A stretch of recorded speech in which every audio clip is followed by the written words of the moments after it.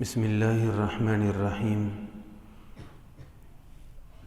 وعن جابر رضي الله تعالى عنه قال قال رسول الله صلى الله عليه وسلم: من أكل من هذه الشجرة المنتنة فلا يقربن مسجدنا فإن الملائكة تتأذى بما يتأذى منه الإنس.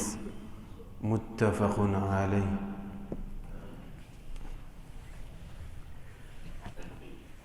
سیدنا حضرت جابر بن عبداللہ انصاری رضی اللہ تعالی عنہ سے روایت ہے، فرماتے ہیں کہ رسول اللہ صلی اللہ علیہ وسلم نے ارشاد فرمایا: جو آدمی اس بدبودار پودے کو کھا کر آئے تو وہ مسجد کے قریب ہرگز نہ آئے، اس لیے کہ جن چیزوں سے انسان کو تکلیف ہوتی ہے ان چیزوں سے جنات کو بھی تکلیف پہنچتی ہے.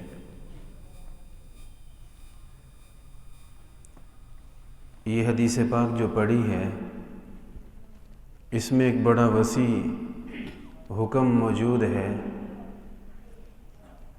جس میں آپ علیہ الصلاۃ والسلام نے مسجد میں کوئی بھی بدبودار چیز کھا کر استعمال کر کے آنے سے منع فرمایا. دراصل نبی کریم صلی اللہ علیہ وسلم نے مسجدوں کو خوشبودار رکھنے کا باقاعدہ حکم دیا ہے، اور سیدنا عمر بن خطاب رضی اللہ تعالی عنہ وہ بھی اپنے دور خلافت میں باقاعدہ حکم جاری کیا کرتے تھے کہ اپنے علاقے کی مسجدوں کو خوشبودار رکھو. مسجد کو خوشبودار رکھنے کے لیے جو خوشبو استعمال کی جائے وہ ایسی ہونی چاہیے جسے زیادہ تر لوگ پسند کرتے ہیں. پسند ہر ایک کی اپنی اپنی ہوتی ہے. کچھ لوگ ایسی خوشبو پسند کرتے ہیں کہ اس کے لیے تو وہ خوشبو ہے اور باقی اس سے نفرت کرتے ہیں. کوئی ہوتی ہیں ایسی خوشبوئیں، باقی لوگ تنگ ہوتے ہیں اس سے، اور کچھ خوشبوئیں ایسی ہوتی ہیں ماشاءاللہ وہ سب کو پسند آتی ہیں. تو مسجد کو معطر رکھنے کے لیے ایسی خوشبو لائی جائے جسے زیادہ تر لوگ پسند کرتے ہیں. دوسرا یہ کہ خوشبو دھیمی ہونی چاہیے، تیز نہ ہو، اس لیے کہ خاص طور پہ آج کل کے دور میں کچھ لوگوں کو اس سے الرجی ہو جاتی ہے. تو اس کا بھی خیال رکھا جائے کہ آنے والا مسجد میں تنگ اور مجبور نہ ہو، اور ہلکی خوشبو سے مقصد حاصل ہو جاتا ہے. مسجدوں کو خوشبودار رکھنا بڑی فضیلت کی بات ہے اور سعادت کی بات ہے. اسی کے برعکس آپ علیہ الصلاۃ والسلام نے اس بات کا بھی پابند فرمایا کہ مسجد میں کبھی بھی بدبودار چیز کھا کر نہ آئیں. مسجد آنے سے پہلے یہ یقینی بنا لیں کہ آپ کے منہ سے، آپ کے بدن سے، آپ کے کپڑوں سے کوئی بدبو تو نہیں آ رہی. یہ یقینی بنائیں اور مسجد میں آئیں. یہاں ایک پودے کا ذکر ہے اور اس سے مراد محدثین نے لکھا ہے کہ پیاز ہے. آپ علیہ السلام نے پیاز کے بارے میں فرمایا کہ یہ پودا، یہ پیاز کھا کے کوئی بندہ مسجد کے قریب بھی نہ آئے. مراد یہ ہے کہ بالکل مسجد میں داخل نہ ہو. کیا مطلب جس نے پیاز کھا لی ہے وہ مسجد میں نہ آیا کرے؟ نہیں، یہ مطلب نہیں. مسجد سے روکنا مقصد نہیں، مسجد میں بدبو سے پاک ہو کر آنے کا حکم ہے. لہٰذا کوئی ایسی چیز کھا لی ہے تو فوری طور پہ مسواک کر لیں، ٹوتھ برش کر لیں، کوئی الائچی کھا لیں، سونف کھا لیں، منہ کو خوشبودار بنائیں۔ اور اگر منہ سے پیاز کی مہک آتی ہو تو اگر دھنیا کے کچھ پتے سبز چبا لیے جائیں یا پودینہ چبا لیا جائے تو اس سے وہ ختم ہو جاتی ہے۔ تو کوئی ایسا ٹوٹکا، کوئی ایسا طریقہ کہ یہ ختم بھی ہو جائے اور میں مسجد میں بھی پہنچ جاؤں اور بدبو بھی منہ میں نہ آئے، ایسا اختیار کر کے مسجد میں تو آنا ہی آنا ہے۔ اسی سے معلوم ہوا کہ ہر وہ چیز جس سے بدبو آتی ہے، جیسے سگریٹ ہے، حقہ ہے، یا کوئی ایسا پان ہو جس سے بدبو آتی ہو، تمباکو وغیرہ کی، یا نسوار ہے، یہ چیزیں استعمال کر کے مسجد میں نہ آئیں۔ ایک آدمی نمازی ہے، اس کو پتہ ہے میں نے ابھی تھوڑی دیر بعد مسجد جانا ہے اور سامنے سلاد رکھا ہے تو باقی ہر چیز کھا لیں، پیاز نہ کھائیں۔ اور اگر آپ پیاز کھانا چاہتے ہیں تو کہیں منع نہیں، نماز سے گھنٹہ 2 گھنٹے پہلے آپ کھائیں، اور جب مسجد میں آئیں تو منہ کی بدبو ختم کر لیں۔ تو بہرحال اس سے پتہ چلتا ہے کہ ہم نے صرف نماز کے وقت مسجد میں آنے کا اہتمام نہیں کرنا، بلکہ یہ یاد رکھنا ہوتا ہے کہ میں نے نماز پڑھنی ہے، اللہ کے گھر میں حاضر ہونا ہے، تو مجھے اس کے لیے تیار رہنا چاہیے۔ کوئی ایسی چیز نہ ہو جس کی وجہ سے میرا وہاں داخلہ برا سمجھا جائے۔ سگریٹ اور حقہ وغیرہ استعمال کرنے والے وہ اس معاملے میں زیادہ احتیاط کریں۔ اول تو یہ چیزیں ہونی ہی نہیں چاہیے اور ان کو چھوڑیں، اور بالفرض اگر پرانی روٹین بن چکی ہے اور چھوڑنا مشکل نظر آتا ہے تو کم از کم اس بات کی تسلی رکھیں کہ میرے منہ سے بدبو نہ آئے۔ ویسے بھی نہیں آنی چاہیے، لیکن کم از کم جس وقت ہم مسجد میں آتے ہیں یا جب ہم تلاوت کرتے ہیں اس وقت نہیں آنی چاہیے۔ آپ علیہ السلام نے فرمایا جن چیزوں سے لوگوں کو تنگی ہوتی ہے ان چیزوں سے فرشتے بھی تنگ ہوتے ہیں، لہٰذا بدبو سے صرف آپ کے قریب والے نمازی تنگ نہیں ہوں گے بلکہ ساتھ ساتھ فرشتوں کو بھی تکلیف پہنچے گی۔ تو ان بدبودار چیزوں سے پاک رہنا ضروری ہے، اور بدبو صرف ان چیزوں کی نہیں ہوتی بلکہ کچھ اور چیزیں بھی ایسی ہو سکتی ہیں، مولی ہے اس کے کھانے سے بھی مہک آتی ہے، اور چند چیزیں ان سے بھی خیال کیا جائے۔ اور بڑی بات یہ ہے کہ جب ہم جھوٹ بولتے ہیں نا تو اس کی بدبو انسان تو محسوس نہیں کرتا، فرشتہ بڑا محسوس کرتا ہے، کیونکہ وہ ایک روحانی لحاظ سے گندگی ہے۔ ہم غیبت کرتے ہیں، گالیاں دیتے ہیں اور جو کچھ زبان کا غلط استعمال کرتے ہیں تو ان چیزوں کی روحانی اذیت فرشتوں کو پہنچتی ہے، لہٰذا ان چیزوں سے بھی اپنے آپ کو بچائیں، یہ سوچ کر کہ میں الحمدللہ نمازی ہوں اور میں نے اللہ کے گھر میں 5 دفعہ حاضر ہونا ہوتا ہے۔ اچھا اگر پیاز کھا لیا اس کی بدبو تو بتا دیا کیسے دور ہوگی، اگر جھوٹ بول لیا، غیبت کر لی تو اس کا کیا ہوگا؟ تو اس کا یہ ہوگا کہ جھوٹ بول بیٹھے ہیں، جس کو دھوکہ دیا اس کو معذرت کریں، بھائی میں نے غلط کہا ہے، سیدھی سی بات ہے، بات ایسے نہیں ایسے ہے، اور اللہ سے معافی مانگ لیں، یا اللہ میں نے غلط کیا، آئندہ میں بالکل جھوٹ نہیں بولوں گا۔ یہ 2 کام کرنے سے یہ جھوٹ کی بدبو بھی انشاءاللہ ختم ہو جائے گی۔ اور حدیث پاک میں کیوں فرمایا گیا کہ مسجد میں آنے سے پہلے منہ کو بدبو سے پاک کریں؟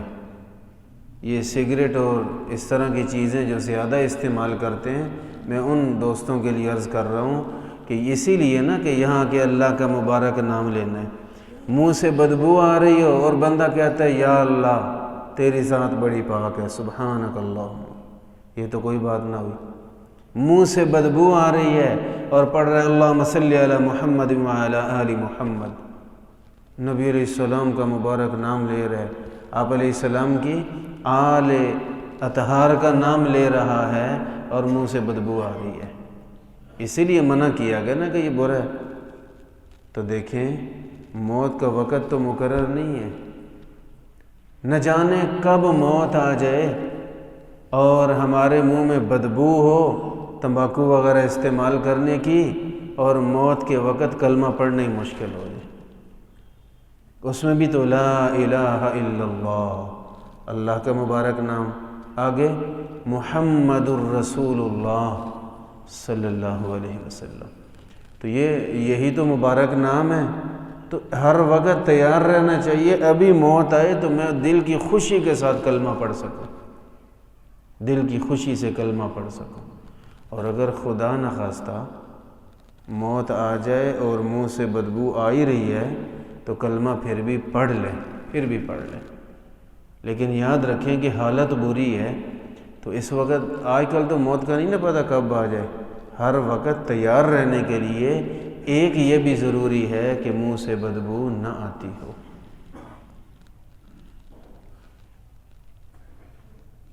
بعض اوقات اپنے دوست ہوتے ہیں، کوئی بات کرنے کے لیے، مسئلہ پوچھنے کے لیے اتنے دور بیٹھے ہیں، وہاں سے بولتے ہیں اور بدبو یہاں آ رہی ہوتی ہے۔ نہیں کہتے کہ یار آپ سے بدبو آ رہی ہے، دل نہیں مانتا، بے احترامی محسوس ہوتی ہے، لیکن ہر ایک اپنے آپ کو تو ہر وقت چیک کر سکتا ہے نا کہ میرے منہ سے کوئی بدبو تو نہیں آ رہی۔ تو بدبو کے لیے ضروری تو نہیں کہ پیاز کھائیں اور سگریٹ پئیں، جو مسواک نہیں کر رہا تو بدبو آئے گی اس کے منہ سے۔ تو لہٰذا 5 وقت کم سے کم اچھی طرح مسواک کریں، انشاءاللہ منہ سے بدبو نہیں آئے گی، اور آپ کی شخصیت بھی انشاءاللہ ایک اچھی شخصیت بنے گی۔ نبی کریم صلی اللہ علیہ وسلم نے ایک حدیث پاک میں ارشاد فرمایا کہ جو آدمی مسجد میں خدا نخواستہ تھوک دے تو یاد رکھنا یہ بہت بڑا گناہ ہے، ظاہر ہے گناہ ہے، بہت بڑی بے ادبی بھی ہے۔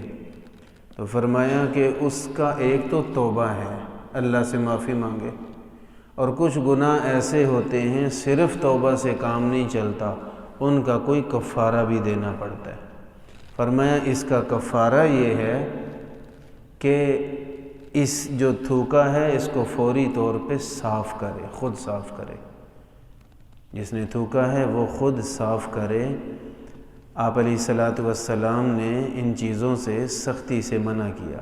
الحمدللہ ہمارا کوئی بچہ بھی ایسی غلطی نہیں کرتا کہ مسجد میں تھوکے، کوئی بھی ان پڑھ بھی ایسا نہیں کرتا، اللہ تعالیٰ کا یہ اتنا کرم ہے الحمدللہ۔ لیکن بہرحال مسجد کو بدبو سے اور ان چیزوں سے بچا کے رکھنے کی کوشش کرنی چاہیے۔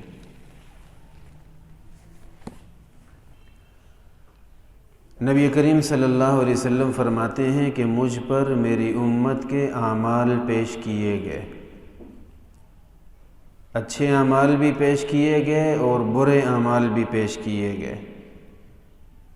میں نے اپنی امت کے اعمال میں جو اچھے اعمال دیکھے ہیں ان میں ایک مجھے بڑا اچھا یہ بھی لگا کہ میرا کوئی امتی راستے میں تکلیف دہ چیز دیکھے تو اس کو ہٹاتا ہے، فرمایا مجھے یہ بڑا اچھا لگا۔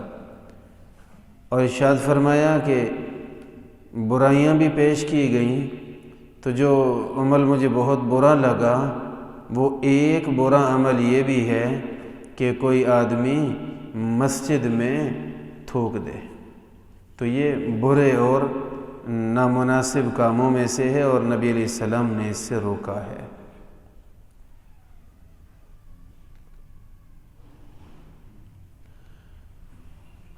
نبی کریم صلی اللہ علیہ وسلم فرماتے ہیں الا وَإِنَّ مَنْ كَانَ قَبْلَكُمْ يَتَّخِذُونَ قُبُورَ أَنْبِيَائِهِمْ وَصَالِحِيهِمْ مَسَاجِدَ أَلَا فَلَا تَتَّخِذُوا الْقُبُورَ مَسَاجِدَ إِنِّي أَنْهَاكُمْ عَنْ ذَلِكَ۔ نبی علیہ السلام فرماتے ہیں کہ تم سے پہلی امتوں نے یہ غلطیاں کی ہیں کہ اپنے نبیوں اور اپنے نیک لوگوں یعنی ولیوں اپنے نبیوں اور اپنے اولیاء کرام کی قبروں کو سجدہ گاہ بنا لیا۔ آپ علیہ الصلوۃ والسلام نے ارشاد فرمایا، لوگو سن لو، تم ایسا نہ کرنا، میں تمہیں اس کام سے منع کر رہا ہوں۔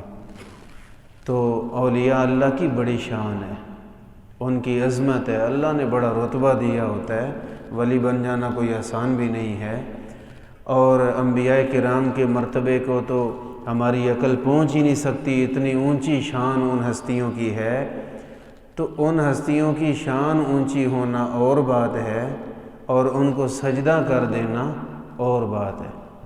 وہ پرسوں کے درس میں مولانا صاحب نے بڑے خوبصورت مثالیں دے کے سمجھایا ہے کہ کوئی حق کسی کا ہے اور کوئی کسی کا نہیں۔ کسی سے محبت کا یہ مطلب نہیں کہ وہ سارے ہی حق اس کے بن جاتے ہیں۔ تو سجدہ جو ہے وہ صرف ایک اللہ کی ذات کا حق ہے، اور اللہ کے علاوہ کسی اور کو سجدہ کرنا بالکل جائز نہیں ہے۔ نبی کریم صلی اللہ علیہ وسلم نے ایک حدیث پاک میں ارشاد فرمایا کہ اپنی مسجدوں کو بچوں اور پاگلوں سے محفوظ رکھو۔ یہاں ایک مسئلہ وضاحت سے عرض کرنا ضروری ہے۔ آج کل مسجد میں بچے آئیں تو یا تو معمولی سی بات پر بچوں کو اتنا سخت ڈانٹا یا مارا جاتا ہے کہ وہ تو یہ سوچ کے نکلتا ہے کہ میں تو اب مسجد میں کبھی بھی نہیں جاؤں گا، اور بچپن کے جو خیالات نقش ہو جائیں وہ پوری زندگی نہیں جاتے۔ بچوں کے ساتھ یہ رویہ بھی بالکل غلط ہے، اور بعض مسجدوں میں لکھا ہوتا ہے جی کہ بچے شور شرارتیں کریں آپ صبر کریں۔ وہ جی اگر آج یہ مسجد سے نکال دیے گئے تو پھر ہمیں منتیں کر کے لانا پڑے گا۔ بھئی کیوں منتیں کرنی پڑیں گی؟ پورا اسلامی معاشرہ بناؤ نا گھر میں، منتیں نہیں کرنی پڑیں گی، اشاروں سے آئیں گے بچے، اشارہ بھی کرنے کی بعد میں ضرورت نہیں ہوگی، بچہ خود اٹھ کے مسجد میں آئے گا۔ تربیت بھی تو کرو نا، تربیت بھی کرو۔ تو اس کے حوالے سے چند مسائل عرض کرتے ہیں۔ اگر بچہ اتنا چھوٹا ہو کہ اسے اتنا بھی پتہ نہیں کہ میں نے یہاں پیشاب کرنا ہے یا نہیں کرنا، یا ایسا چھوٹا بچہ ہو کہ مسجد میں آ کے اندھیری مچا دے، شور شرابہ، بھاگ رہا ہے، دوڑ رہا ہے، ایسے بچوں کو شریعت نے مسجد میں لانے سے منع کر دی ہے۔ جو مسجد میں شور کرے، بھاگے دوڑے، شرارتیں کرے، تو جس بچے سے یہ خطرہ ہو کہ پیشاب بھی کر سکتا ہے یا یہ ہنگامہ آرائی کر سکتا ہے، ایسے بچے کو مسجد میں لانا منع ہے۔ اسی لیے حدیث پاک میں پاگل کو بھی مسجد میں آنے سے روکا گیا ہے۔ اس کو کیا روکنا ہے؟ ہمیں روکا گیا کہ اس کو نہ آنے دو، وہ بھی تو یہی کچھ کرے گا۔ لہٰذا اتنے چھوٹے بچے کو مسجد میں نہ لایا جائے، منع ہے۔ اور بچہ اتنا سمجھتا ہے کہ میں نے یہاں پیشاب نہیں کرنا، اور اس بچے کو سمجھائیں تو امید ہو کہ یہ بچہ میں سمجھا کے لاؤں گا نا، بیٹا جہاں بیٹھا ہوں بیٹھ جانا ہے، بے شک نماز نہ پڑھنا، بیٹھ جانا، بولنا نہیں ہے، دوڑیں نہیں لگانی، شرارتیں نہیں کرنی۔ آپ سمجھتے ہیں بچہ امید ہے میری بات کو سمجھے گا، تو اس بچے کو بے شک لائیں، اس کو لانے کی اجازت ہے۔ اور وہ بچہ جو ماشاءاللہ 7 سال کا ہو چکا ہے، اس کو پاکی ناپاکی کا بھی پتہ ہے کہ یہ اللہ کا گھر ہے، میں نے یہاں پیشاب نہیں کرنا، اور اسے یہ بھی پتہ ہے یہاں شور مچانا، بھاگنا دوڑنا، بولنا نہیں ہے، تو ایسے بچوں کو مسجد میں لانے کا شریعت نے پابند کیا۔ لاؤ ان کو ساتھ، مروا اولادکم بالصلاۃ وہم ابناء 7 سنین، بچہ 7 سال کا ہو اسے مسجد میں لایا کرو ساتھ۔ لیکن صرف اتنا نہیں کہ بس 7 سال کا ہو گیا لے آؤ، اس کو کوئی تھوڑی عقل بھی دے کے لائیں، اس کو کنٹرول بھی کریں، تھوڑا سا 2-4 دن گھر سمجھائیں پھر اس کو لے کے آئیں، پھر ساتھ ساتھ نگرانی کریں، بچہ غلطی کرنے لگے روکیں اس کو اشارے سے یا جس انداز میں۔ دوران نماز اگر اشارہ کریں گے نماز ٹوٹ جائے گی۔ آپ سمجھتے ہیں کہ میرا بچہ شور مچانے لگ گیا ہے، سب کی نماز خراب ہو رہی ہے، آپ اپنی نماز توڑ کے سب کی نماز بچا لیں، بچے کو پیار محبت سے سمجھا لیں، سمجھتا ہے تو، نہیں تو اس کو باہر لے جائیں، اگر سمجھتا ہے سمجھا کے دوبارہ نماز شروع کر لیں، پھر اس نماز توڑنے کا گناہ نہیں ہوگا اور دوسروں کی نماز بچا لیں۔ کچھ لوگ ہوتے ہیں جی میں چونکہ نماز شروع کر لی اب میں کیا کر سکتا ہوں، تو بچہ شور مچا رہا ہے، سب کی نماز حرام کر دی اس نے، یا موبائل بج رہے، گانا چل رہا ہے اللہ کے گھر میں، ادھر قرآن پڑھا جا رہا ہے، سجدے رکوع ہو رہے ہیں، ادھر گانے بھی چل رہے ہیں، اور وہ یہ سوچی جا رہا ہے کہ میں تو اب نماز میں ہوں، میں کیسے بند کر سکتا ہوں۔ اور بھائی توڑ ایسی نماز کو کہ تیری اس نماز کی وجہ سے اس پوری مسجد کا ماحول خراب ہو رہا ہے، شریعت کے حکم ٹوٹ رہے ہیں، سب کی نماز برباد ہو رہی ہے، اس نماز کو توڑ، موبائل کو قابو کر، بچے کو سنبھال اور پھر نماز دوبارہ شروع کر، اس توڑنے پہ گناہ نہیں ملے گا۔ آپ اس ارادے سے نماز توڑ رہے ہیں کہ میں سب کی نماز کو بچا لوں، میں مسجد کے احترام کا خیال کر لوں، تو نماز توڑ بھی سکتے ہیں۔ نبی پاک صلی اللہ علیہ وسلم نے بچوں کے بارے میں کئی حکم دیے ہیں، اور یاد رکھیں مسجدوں میں کھیلنا بھاگنا جائز نہیں ہے۔ کچھ دن پہلے ایک پوسٹ دیکھی تھی کہ جی یہ دیکھیں جی یہ ترکی کی ایک مسجد ہے اور امام صاحب جو ہیں وہ انجن بنے ہوئے ہیں اور بچوں کو ریل گاڑی بنایا ہوا ہے اور مسجد میں کھیل رہے ہیں۔ ہمارے ہاں ایسا ہو تو مولوی فتویٰ دیتے ہیں، مولوی بالکل ٹھیک کرتے ہیں۔ یہاں کے علماء نے قرآن و سنت کا علم حاصل کیا ہوا ہے، سوال ان سے کرو جو کر رہے ہیں۔ یہ عجیب بات ہے، ترکی میں ہو رہا ہے جی تو کریں، آپ بھی کریں، ہمارے مولوی غلط ہیں، ترکی میں ہو رہا ہے۔ بھائی ترکی لگتا ہمارا کیا ہے؟ نبی ہے ہمارا، ترکی ہمارا خدا ہے؟ بھائی وہ ہمارے بھائی ہیں، ہم ان سے محبت کرتے ہیں، لیکن یہ مطلب تو نہیں کہ اب جو ترکی والے کریں گے ہم وہی شروع کر دیں گے، قرآن بھی چھوڑ دیں، حدیث بھی چھوڑ دیں، صحابہ کرام کے عمل کو چھوڑ دیں، بس ترکی والے کر رہے ہیں چل بھائی ہم بھی یہی کریں گے۔ ترکی والوں کے اپنے مسائل ہیں، کچھ زمینی حقائق ہیں وہاں کے، کفر کے کنٹرول میں وہ اتنا عرصہ رہ چکے، ان کی نسلیں کلمہ بھول گئیں، نماز کا طریقہ بھول گئیں، قرآن آتا نہیں کسی کو۔ وہاں کے جو ائمہ کرام اگر کر بھی رہے ہیں تو اس کی کوئی وجہ ہے۔ اللہ کا شکر ہے پاکستان لا الہ الا اللہ کی بنیاد پہ بنا، روئے زمین کے سب سے بہترین مدارس، سب سے بہترین حق گو علماء اور روئے زمین کے سب سے مضبوط علماء آپ کے ملک میں ہیں۔ ہم ایسا کیوں کریں؟ ہماری کوئی ایسی مجبوری نہیں، ہماری ایسی مجبوری نہیں کہ مسجد کو پلے گراؤنڈ بنا دیں، ہماری مجبوری نہیں کہ مسجد کو پارک میں بدل دیں، کمیونٹی سینٹر بنا دیں مسجد کو۔ یہ اللہ کا گھر ہے، یہ جس مقصد کے لیے قرآن و سنت بتائے گا ہم اس کے لیے استعمال کریں گے۔ عجیب عجیب رنگ برنگے مشورے ہوتے ہیں، وہ جی فلاں ملک میں تو ویسے ہو رہا ہے۔ او یار وہاں کے مسلمانوں کے بیچاروں کے حالات تو سمجھو، وہ کن حالات میں جی رہے ہیں، ان کے مسائل کیا ہیں۔ بھئی شریعت مجبوری میں نا، مجبوری میں جو مر رہا ہے، کوئی چیز کھانے کی نہیں سوائے خنزیر کے، قرآن کہتا ہے خنزیر کھا سکتے ہیں، اتنا کھائیں جس سے جان بچے، پیٹ بھر کے نہیں۔ تو مجبوری میں تو خنزیر کھانے کی بھی اجازت ہے، وہ مجبور لوگ ہیں بیچارے، وہ قوم کو لانے کے لیے ان کو بڑا کچھ کرنا پڑے گا، ہمارے ایسے مسائل نہیں ہیں۔ الحمدللہ ہم آزادانہ انداز میں قرآن و سنت پہ عمل کر سکتے ہیں۔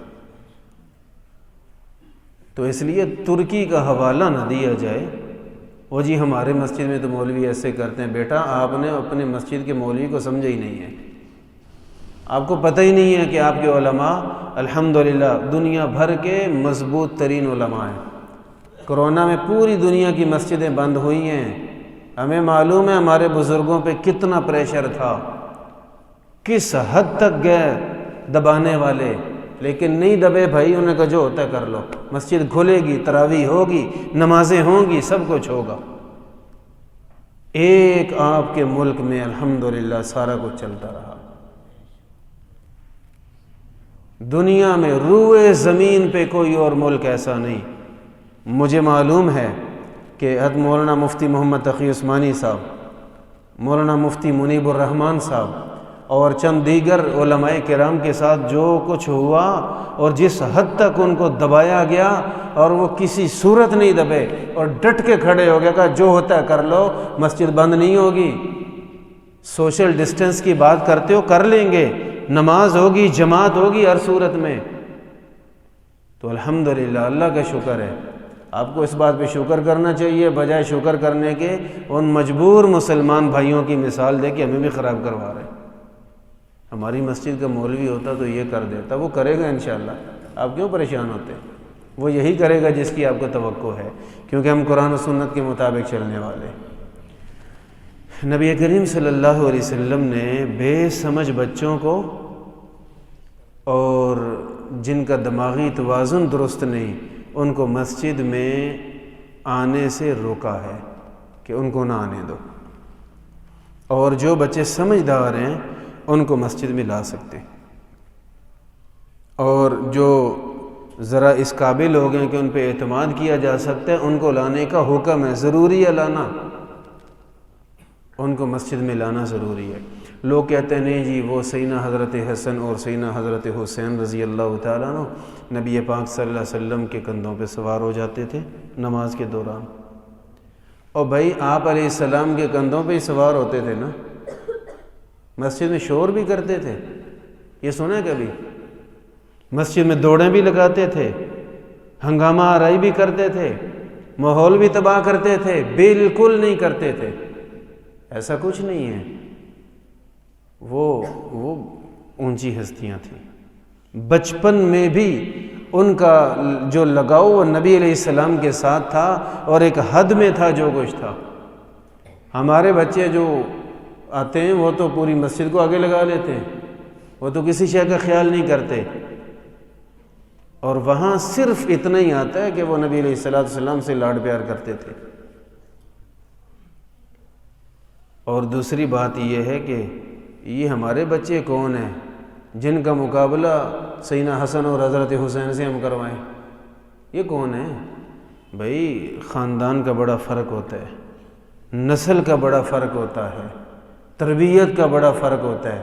میرے نبی کی آل جو ہے وہ بچے ہیں، عمر کے لحاظ سے بچے ہیں، لیکن ان کے شعور بھی بڑے اونچے ہیں ماشاءاللہ۔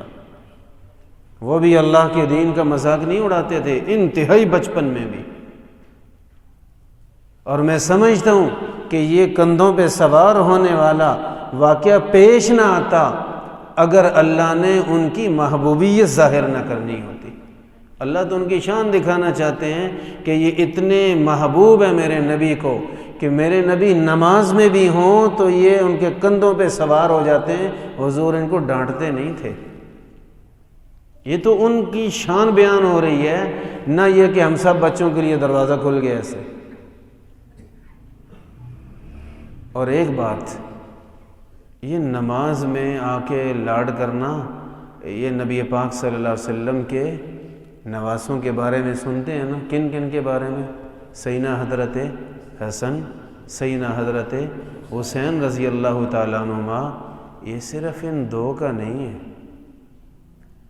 آپ علیہ السلام کی ایک نواسی اور ہے، آپ کی بیٹی حضرت سیدہ زینب رضی اللہ تعالیٰ عنہ، ان کی بیٹی ابو العاص کی بیٹی وہ ہیں حضرت سیدہ امامہ رضی اللہ تعالیٰ عنہ۔ کیا نام ہے؟ سیدہ امامہ رضی اللہ تعالیٰ عنہ۔ وہ چھوٹی سی تھیں، چھوٹی سی، اور ان کو نبی علیہ السلام نے تو وہ ان سے محبت کی ہے کہ وہ ان حضرات کے بارے میں بھی نہیں ملتی۔ آپ علیہ السلام نے نماز پڑھی ہے اور بچی کو اٹھایا ہوا، اور اٹھائے اٹھائے پوری 2 رکعتیں پڑھی ہیں نبی علیہ السلام نے۔ تو جہاں حضرت حسن، سیدنا حضرت حسین رضی اللہ تعالیٰ عنہ کی شان بیان کی جاتی ہے، وہاں کوئی اور نواسے بھی ہیں، اسی نبی کے ہیں وہ بھی۔ اسی نبی کے نواسے ہیں اور ان کا ذکر ہی نہیں ہوتا۔ تو حضرت سیدہ امامہ رضی اللہ تعالیٰ عنہ کو اٹھا کر آپ علیہ السلام نے پوری نماز پڑھی، اور یہ بھی کبھی کبھی آپ علیہ السلام کے کندھوں پہ سجدے میں آ کے سوار ہو جاتی تھی۔ آپ علیہ السلام ان سے بھی اتنا ہی پیار کرتے تھے جتنا ان سے کرتے تھے۔ نبی علیہ السلام کے ایک نواسے ہیں، ان کا نام علی ہے، علی، اسی حضرت امامہ کے بھائی ہیں وہ، حضرت علی، اور یہ بڑے ہوئے۔ اور بعض مورخین نے لکھا ہے کہ فتح مکہ کے موقع پر جب رسول اللہ صلی اللہ علیہ وسلم بیت اللہ میں داخل ہوئے، اندر خانہ کعبہ کے اندر تشریف لائے، تو مشرکوں نے اندر بت رکھے ہوئے تھے، تو آپ علیہ السلام نے کچھ بت اوپر سے گروائے۔ وہاں روایات میں آتا ہے کہ حضرت علی کو کندھوں پہ بٹھایا۔ یہ حضرت علی ابن ابی طالب نہیں، یہ حضرت علی حضرت امامہ کے بھائی ہیں، نبی علیہ السلام کے نواسے ہیں۔ یہ ان کو اپنے کندھوں پہ بٹھایا تھا اور وہ انہوں نے بت نیچے گرائے تھے۔ تو آپ علیہ السلام نے بچوں سے بڑی محبت فرمائی، لیکن وہ بچے اس لاڈ پیار کے قابل بھی تھے۔ اسی لیے ہم تو کہتے ہیں جی ان کے بچے کرتے تھے تو ہمارے بھی، تیرے بچے کہاں اور ان کے کہاں؟ اور دوسری بات یہ ہے کہ یہ مسئلہ اگر عام ہوتا نا تو حدیثوں میں صرف یہ نہ ہوتا کہ نبی علیہ السلام کے نواسے آپ علیہ السلام کے مبارک کندھوں پہ سوار ہوئے، بلکہ یہ ہوتا کہ جب سجدے میں جاتے تھے تو ہر صحابی کا کوئی بچہ، بھانجا، بھتیجا، نواسا ان کے کندھوں پہ سوار ہوتا تھا۔ یہ سنت ہوتی نا، تو سارے لے آتے، بیٹا جب میں سجدے میں جاؤں میرے کندھوں پہ چڑھ جانا، سنت تو پوری ہوگی نا، تیرے لیے بھی میرے لیے بھی۔ میں نبی کی سنت پوری کروں گا، تو حضرت حسن و حسین کی پوری کر لینا۔ کبھی سنے کسی اور صحابی کا بھی ایسا واقعہ پیش آیا ہے؟ تو غور کرنے کی عادت نہیں ہوتی، بس ایک سرا لے کے ہم سارا پتنگ اڑا دیتے ہیں اسی سے، اور بات کے پلے کچھ نہیں ہوتا۔ تو لہٰذا بھی مسجد میں بے سمجھ بچوں کو لانا جائز نہیں۔ خود رسول اللہ صلی اللہ علیہ وسلم نے فرمایا، جنبوا مساجدکم صبیانکم ومجانینکم، اپنی مسجدوں کو بے سمجھ بچوں اور پاگل افراد سے محفوظ رکھو، بچاؤ مسجدوں کو۔ تو لہٰذا مسجد پاک بھی تو تب رہے گی۔ ابھی ہم حدیث پڑھ رہے تھے، مسجد میں تھوکنا بہت بڑا گناہ ہے، تو اگر ہم بے سمجھ بچے کو لائے اور بچے نے پیشاب کر دیا تو یہ تھوڑا گناہ ہے یا اس سے بھی بڑا ہے؟ یقیناً بہت بڑا گناہ ہے۔ تو جہاں تھوکنے کی اجازت نہیں وہاں ایسے بچے کو لانا جو پیشاب کر دے، تو بچے کو گناہ نہیں ہے، یہ ایسے ہوگا جیسے ہم نے پیشاب کیا، ہمیں گناہ ملے گا۔ تو اس لیے مسجدوں کا ماحول درست رکھنے کے لیے کل حدیث پاک عرض کر رہے تھے، نبی علیہ السلام نے فرمایا کوئی آدمی مسجد میں اعلان کرے میری فلاں چیز گم ہو گئی ہو، جس بھائی کو ملی ہے وہ مجھے بتا دے، مجھے دے دے، یہ اعلان کرے تو آپ کہو اللہ کرے تیری چیز کبھی نہ ملے۔ وجہ فرمایا مسجدیں ان کاموں کے لیے نہیں بنی، مسجدیں تو بنی اللہ کے ذکر اور نماز کے لیے۔ تو کیا خیال ہے امام صاحب انجن بن جائیں، بچے محلہ کے سارے ڈبے بن جائیں، یہاں ٹرین چلاتے رہیں، پارک بنا لیں اس کو؟ مسجد اس لیے بنی ہے کہ پارک بنا لے، کھیل کا میدان بنا لے، ماڈل مارٹ بنا لیں اس کو۔ یقیناً مسجد ہے، پارک ہے، کھیلنے کا شوق وہاں پورا کریں، یہاں لائیں بچوں کو۔ لیکن جو سمجھدار ہے، آپ کو اعتبار ہے میرا یہ بچہ خود نماز بے شک نہ پڑھے، بچہ ہے، لیکن یہ شور نہیں کرے گا، یہاں نجاست نہیں پھیلائے گا، دوسروں کی نماز کو خراب نہیں کرے گا۔ نبی پاک صلی اللہ علیہ وسلم نے بچوں کے معاملے میں شفقت کا بھی اسی حدیث میں بڑا درس دیا۔ حدیث پاک میں آتا ہے جب آپ علیہ السلام کے نواسے آپ کے کندھوں پہ سوار ہوتے اور سجدے میں سجدہ لمبا کر دیتے، بچے پھر بھی اگر نہیں ہٹ رہے، نماز پوری بھی تو کرنی ہے، پھر آپ علیہ السلام اگر اٹھتے تو بڑے شفقت سے بچوں کو سنبھال کے آہستہ آہستہ آہستہ اٹھتے تاکہ گرے نہیں، ان کو چوٹ نہ لگے۔ تو بچوں کے بچپن کا خیال کرنا یہ بھی ہمارے لیے ضروری ہے۔ کئی والدین کی صلاح ہوتی ہے کہ ہم جس طرح جتنے سنجیدہ ہم ہیں نا 70 سال کے 50 سال والے، یہ میرا بچہ بھی اتنی سنجیدہ ہو جائے، ابھی سے ہو جائے۔ بھائی 15 سال میں اور 50 سال میں بڑا فرق ہے۔ آپ جتنا مرضی زور لگا لیں، 15 سال کا بچہ 50 سال کے بزرگ جیسا سنجیدہ تو کوئی نہیں ہوگا۔ اور آپ ایک فضول اور غلط چیز پہ زور لگا رہے ہیں اور نتیجہ کیا نکلے گا؟ نفرت، بغاوت۔ حضرت مولانا اشرف علی تھانوی رحمہ اللہ کی اولاد نہیں تھی، اپنے ایک مرید سے کہا کہ یار آپ کے وہ چھوٹے چھوٹے بچے ہیں، کبھی ان کو لے آؤ۔ تو وہ حضرت کا احترام کرتے تھے، تو بڑا ڈرا دھمکا کے لے آئے بچوں کو کہ شرارت نہیں کرنی، آرام سے بیٹھے رہنا ہے، ہلنا نہیں، جھلنا نہیں، بولنا نہیں۔ تو حضرت تھانوی رحمہ اللہ آئے، آپ نے بچوں کو پیار کیا، بچے تو ڈرے ہوئے، بولے ہی نہ۔ فرمایا بھئی ان بچوں سے بہتر تو آپ ہو، کچھ تو بولتے ہو، آپ 70 سال کے ہیں، یہ 6 5 سال کے ہیں، تو یہ تو آپ جیسے سنجیدہ ہو کے بیٹھے ہیں، ان کو بلانے کی مجھے ضرورت کیا تھی؟ میں چاہتا تھا بچہ آئے، اپنا بچپن دکھائے، الٹی سیدھی باتیں شرارتیں کرے، تو میں تو یہ دیکھنا چاہتا تھا، میری اولاد نہیں۔ میں نے کہا چلو میں اس طرح بچوں سے محظوظ ہو لوں، تو آپ تو ان کو بابا بنا کے لائے ہو۔ تو بچوں کو بابا نہیں بنایا جا سکتا، اور بنا رہے ہیں تو غلط کر رہے ہیں۔ ہر عمر کے تقاضے سمجھ کے اس کے مطابق گائیڈ لائن دیں بچے کو، انشاءاللہ بچہ ٹھیک رہے گا آپ کے ساتھ۔ اس کے حساب سے اس کو سمجھائیں تو انشاءاللہ وہ بہت اچھا رد عمل آپ کو ملے گا اور بہت اچھے اثرات ہوں گے۔ تو یہ بچوں کی عمر کا بھی لحاظ رکھنا چاہیے۔ آپ علیہ السلام نے ڈانٹا نہیں، یہ کیا ہوا جی، میں نماز پڑھ رہا ہوں، آپ کندھوں پہ کیوں چڑھ گئے؟ یہ کون سا طریقہ ہے؟ طریقے بچوں کو نہیں پتہ ہوتے، بچوں کو صرف لاڈ پیار کا پتہ، مستی کا پتہ ہوتا ہے۔ تو بچوں کے ساتھ اسی انداز میں رہ لینا یہ بہتر ہوتا ہے، آپ علیہ السلام کی سنت ہے۔ صحابہ کرام کے بارے میں آتا ہے کہ وہ اپنے بچوں کو برکت حاصل کرنے کے لیے نبی پاک صلی اللہ علیہ وسلم کی خدمت میں لاتے تھے۔ نیک ہستیوں سے برکت حاصل کی جاتی ہے۔ صحابہ کرام لاتے اپنے بچوں کو، اور بعض بچوں کے بارے میں مذکور ہے کہ وہ بچے آپ علیہ السلام کے پاس لائے گئے اور بچے نے آپ علیہ السلام کی گود مبارک میں پیشاب کر دیا۔ جامع ترمذی میں اور بخاری شریف میں موجود ہے۔ تو آپ علیہ السلام ناراض ہوئے؟ نہ، بالکل نہیں۔ اس بندے کو ڈانٹا، کیوں لایا آپ اس کو؟ پیشاب کیوں نہیں کروایا پہلے؟ نہ، کچھ بھی نہیں۔ بچہ ہے، کچھ بھی کر سکتا ہے، اور سب کچھ کے باوجود بچے کا حق ہے اس کو پیار دیں، بس پیار دیں۔ بچہ زیادہ رو رہا ہے، وہ بیچارہ کسی وجہ سے رو رہا ہوتا ہے، تو اس کو ڈانٹنا یا اس کو مارنا، بعض مائیں گھبرا کے مار دیتی ہیں، 2 4 لگا دیتی ہیں، یہ بہت غلط ہے، بہت غلط ہے۔ وہ غریب رو کیوں رہے؟ اس کو کوئی مسئلہ ہے، وہ بتا نہیں سکتا۔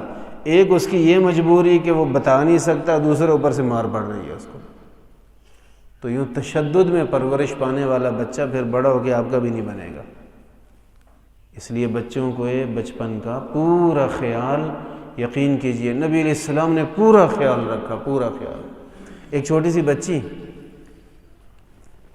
وہ فرماتی ہیں کہ میں بچی سی تھی تو میرے ابو مجھے لے آئے ساتھ۔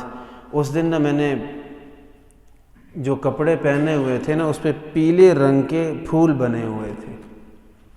تو آپ علیہ السلام کے پاس میں اپنے ابو کے ساتھ آئی، تو آپ علیہ السلام نے مجھے دیکھا، بڑا پیار فرمایا، اور وہ میرے پھول بنے ہوئے تھے، تو مجھے فرمایا کہ دیکھو یہ آپ کے اتنے پیارے پھول بنے ہوئے ہیں آپ کے کپڑے پہ۔ تو میں بڑی خوش ہوئی کہ میرے کپڑوں پہ اچھے پھول بنے ہوئے۔ تو آپ علیہ السلام فرما رہے ہیں دیکھو آپ کے کپڑوں پہ پھول، تو بچی نے نہیں دیکھا ہوا۔ بچوں کے ساتھ ان کے لیول پہ آ کے آپ علیہ السلام بات فرماتے تھے، تو اسی حساب سے آپ علیہ السلام نے ان کو پیار محبت سے یہ بات فرمائی۔ وہ کہتی ہیں کہ آپ علیہ السلام اپنی گفتگو میں لگ گئے، میں اٹھی تو میں نبی علیہ السلام کے پیچھے سے آ کے کندھوں کے قریب آ کے کھڑی ہو گئی۔ میرے ابو ڈر گئے کہ اللہ کے رسول ہیں، بچہ ہے، کوئی غلطی نہ کر دے۔ تو وہ گھبرا گئے۔ اتنے میں وہ اٹھنے لگے مجھے پکڑنے کے لیے، تو نبی علیہ السلام کے یہاں جہاں سے گردن شروع ہوتی ہے، دونوں کندھے جوڑتے ہیں، یہاں آپ علیہ السلام کی مہر نبوت بچپن سے تھی، محمد الرسول اللہ صلی اللہ علیہ وسلم لکھا ہوا تھا۔ تو وہ نا ایسے ذرا ابری ہوئی جگہ تھی، تو بچی آئی تو اس کے ساتھ کھیلنے لگ گئی، تو ان کے والد کافی گھبرا گیا کہ نبی علیہ السلام ناراض ہوں گے تو ہمارا کیا بچے گا، تو وہ جلدی سے اٹھے، آپ نے فرمایا بیٹھو، اس کو کھیلنے دو، لگی رہے، خیر ہے۔ تو آپ علیہ السلام بچوں کا کتنا لحاظ فرماتے تھے۔ تو بچوں کے حقوق بڑے ہیں، لحاظ رکھیں، خیال کریں، لیکن یہ کہ مسجد کو پارک نہ بنائیں، کھیل کود کے لیے الگ جگہ ہوتی ہے، یہ عبادت خانہ ہے تو اس کو عبادت ہی رہنے دیا جائے۔ تو مسجد کے آداب کا لحاظ رکھنا نبی کریم صلی اللہ علیہ وسلم کے حکم کے مطابق ضروری ہے۔ آپ علیہ السلام نے ارشاد فرمایا، روئے زمین پر جتنی جگہیں ہیں، اللہ کی نگاہ میں سب سے پسندیدہ جگہ مسجد ہے۔ روئے زمین پہ گلیاں، بازار، پارک، تجارتی مرکز، گھر ہیں، پلے گراؤنڈ ہیں، بڑا کچھ ہے، تو سب سے بہترین اللہ کو جو پسند ہے جگہ وہ کون سی؟ مسجد۔ اور فرمایا روئے زمین پہ سب سے بری جگہ جو اللہ کی نگاہ میں ہے وہ ہے مسجد، وہ ہے بازار۔ بازار برے؟ جی ہاں، جو جگہیں ہیں ہی برائی کے اڈے ان کی تو بات ہی چھوڑے نا، وہ تو کہنے کی ضرورت نہیں ہے۔ لیکن بازار کو بھی آپ علیہ السلام نے یہ فرمایا کہ وہ اللہ کی نگاہ میں بری ترین جگہوں میں سے ہیں۔ بازار کیسے برا ہو گیا؟ بذات خود بازار میں برائی کوئی نہیں، لیکن بازار میں سے ہر طرح کا آدمی آتا ہے۔ ہم بازار میں بیٹھے ہیں ایک دکان پہ، گلی کی نکر پہ، ایک آدمی اچھا گزرے گا، ہم کہیں گے ہاں یار ماشاءاللہ بڑا اچھا ہے، نماز پڑھتا ہے، تو دل میں کیا آئے گا کہ یار ایک اچھائی ہے، نماز بھی ہونی چاہیے۔ تھوڑی دیر بعد کوئی گزرا برا آدمی، تو ہم کہیں گے یار یہ بڑا برا ہے، یہ ہے، وہ ہے، شراب ہے، لڑائی ہے، جھگڑا ہے، وہ ہے۔ تو جب وہ کہیں گے تو اسی وہ کی طرف دماغ اتر جائے گا، اب وہی خیالات، وہی سگنل آنے شروع ہو جائیں گے، اور پتہ نہیں کب تک آتے رہیں گے۔ اگر مسجد میں بیٹھا ہوتا یہ خیالات آتے اس کو؟ بالکل نہ آتے۔ پھر یہ کہ مسجد میں آنے والے کی چاہت کیا ہوتی ہے کہ یار میں نماز پڑھ لوں، ذکر کر لوں، اللہ سے معافی مانگ لوں، اللہ سے کچھ مانگ لوں، میری دنیا کی حاجت ہے، آخرت کی ضرورت ہے۔ تو اسی فکر میں، کتنی پیاری فکر ہے ماشاءاللہ، اللہ کو راضی کرنے والی، تو یہاں آتے ہیں، چاہے اتنی زیادہ سوچ نہ بھی لائے ہوں، دیکھا دیکھی دل کرتا ہے کہ یار ماشاءاللہ وہ تلاوت بھی کر رہا ہے، اور نہ بھی کرے تو بندہ سوچتا ہے یار میں کتنا نالائق آدمی ہوں، 2 مہینے سال ہو گیا میں نے قرآن پاک کو ہاتھ نہیں لگایا، میرے سے چھوٹا بیٹھ کے تلاوت کر رہا ہے۔ تو تھوڑا سا شوق اور عقل تو آ جاتی ہے، نیکی کا کم از کم ہرس تو آتی ہے دل میں۔ یہاں آنے والا اللہ کی طرف بڑھتا جاتا ہے، کہہ سکتے ہیں نا، اللہ ہی کی طرف بڑھتا ہے، شوق پیدا ہوتا ہے۔ بازار میں جائیں تو شوق، وہ اتنی اچھی گاڑی، اوئے ہوئے میرے پاس تو صرف سائیکل ہے، اوئے کاش کہ میرے پاس بھی گاڑی آ جائے۔ اچھا دکان دیکھی، وہ اتنی اچھی دکان ہے، میری دکان تو بڑی پرانی سی ہے، اتنا پیسہ ہونا چاہیے بندہ دکان ایسی بنائے۔ کسی کی دیکھی یار ماشاءاللہ جیکٹ بڑی خوبصورت پہنی ہوئی ہے، کیا بات ہے یار میں بھی ایسی جیکٹ لوں گا۔ اب دل کہاں ڈوب رہا ہے؟ دنیا میں۔ اور نبی علیہ السلام نے فرمایا الدنیا ملعونہ ملعون ما فیہا، دنیا کی دنیا داری والی سب چیزیں لعنتی ہیں، ہاں اللہ کا ذکر ہے، علماء ہیں، طلباء ہیں، ان کے معاونین ہیں، یہ چیزیں آپ علیہ السلام نے فرمایا یہ بچی ہوئی ہیں، باقی سب لعنت ہے۔ تب لعنتی دنیا میں ڈوبا ہوا ہے۔ بازار میں جائے گا، جس طرف دیکھے گا یہ بھی لے لوں، یہ بھی لے لوں، یہ بھی لے لوں، یہ بھی لے لوں، تو دنیا ہی حاصل کر رہا ہے۔ مسجد میں آتا ہے تو دل کرتا ہے یار میں ذکر بھی کر لوں، تلاوت بھی کر لوں، درس حدیث بھی سن لوں، فلاں نیکی بھی کر لوں، یار تسبیح بڑا عرصہ ہوا میرے پاس نہیں، یہ تسبیح لے کے بیٹھا ہے، یار انشاءاللہ میں بھی تسبیح لوں گا۔ تو یہاں آ کے آگے سے آگے بڑھتا ہے نیکی میں اللہ کی طرف، وہاں آگے سے آگے بڑھتا ہے دنیا میں۔ اس لیے بازار برا اور اس لیے مسجد سب سے اچھی۔ اور اگر بازار میں بیٹھ کے گناہوں میں مبتلا ہو تو پھر تو اور زیادہ کام خراب ہے۔ البتہ جن لوگوں کا پیشہ تجارت ہے یا کوئی ایسی ڈیوٹی ہے کہ ان کو بازار میں بیٹھنا پڑتا ہے تو وہ بیٹھیں، لیکن ان کے لیے نبی علیہ السلام نے ہدایات دی ہیں، آتے جاتے کا سلام کریں، سلام کا جواب دیں، نظریں جھکا کے رکھیں اور ہر قسم کی برائی سے بچیں، اور رجال لا تلہیہم تجارۃ ولا بیع عن ذکر اللہ، جب اذان ہو شٹر گرائیں اور مسجد میں آ جائیں، وہاں بیٹھیں تو نماز کے انتظار میں بیٹھیں، آنے والوں کی خدمت کرنے کے ارادے سے بیٹھیں، لوٹنے کے ارادے سے نہیں۔ خدمت کرنے والے نے بھی نفع ہی لینا ہے، کمانا ہے اس نے بھی، لیکن مقصد یار لوگوں کو یہ چیز بھی مل جائے، یہ اچھی چیز ہے، لوگوں کو یہ بھی مل جائے، تو اس طرح کی نیت کر کے بیٹھیں تو ماشاءاللہ اچھی بات ہے، اور سچائی اور دیانتداری سے کام کریں تو ان کا بازار میں بیٹھنا بھی ان کو بہت اونچا کر دے گا انشاءاللہ۔ نبی پاک صلی اللہ علیہ وسلم نے مسجدوں کے بڑے آداب بیان فرمائے، بڑے آداب، اور مسجدوں کی برکات بھی بڑی ہیں، بڑی برکات ہے۔ آخری بات عرض کر رہا ہوں، نبی علیہ السلام نے فرمایا جو آدمی مسجد میں آ کے بیٹھ جائے، نفل نہیں پڑھ رہا، ذکر نہیں کر رہا، تلاوت نہیں کر رہا، درود پاک نہیں پڑھ رہا، بس بیٹھا ہے، آیا اور بیٹھ گیا، بیٹھا ہوا ادب کے ساتھ ہے، باوضو ہے اور ادب کے ساتھ بیٹھا ہے، وضو کے بغیر نہیں بیٹھا اور کوئی بے ادبی شرارت وغیرہ نہیں کر رہا، احترام سے بیٹھا رہے۔ جب تک بیٹھا ہے فرشتے اس کی مغفرت کے لیے بھی دعا کریں گے اور فرشتے اس کی رزق میں برکت کے لیے بھی دعا کریں گے۔ یہ تو کمائی کی جگہ ہے، لینے کی جگہ ہے، آئیں تو صحیح، بیٹھیں تو صحیح۔ یہ اس کی بات ہو رہی ہے جو کوئی بھی عبادت نہیں کر رہا، صرف ادب سے بیٹھا ہے، باوضو بیٹھا ہے۔ تو اس لیے مسجدوں کی قدر پہچانی جائے اور مسجدوں کا ماحول درست رکھنے کی پوری کوشش کی جائے، اور بچوں پہ نہ تو اتنی سختی کریں کہ مار پیٹ کے بھگا دیں، اور نہ ہی بچوں کو اتنا کھلا چھوڑ دیں کہ نمازیوں کو بھاگنا پڑ جائے۔ تو درمیانہ راستہ اختیار کیا جائے، اور اگر بچہ شرارت کرتا ہے ذرا تھوڑا سا دوسرے انداز میں دیکھیں گے تو وہ سمجھ جائے گا، اور ذرا سا اشارہ کر دیں گے تو اشارے سے بھی سمجھ جائے گا۔ یہ بھی ہم غلطی کرتے ہیں کہ بچہ اس کونے پہ شرارت کر رہا ہے، ادھر سے ایک نمازی غصہ ہو کے اس کی آواز سے ڈبل اونچی آواز میں ڈانٹتا ہے اس کو۔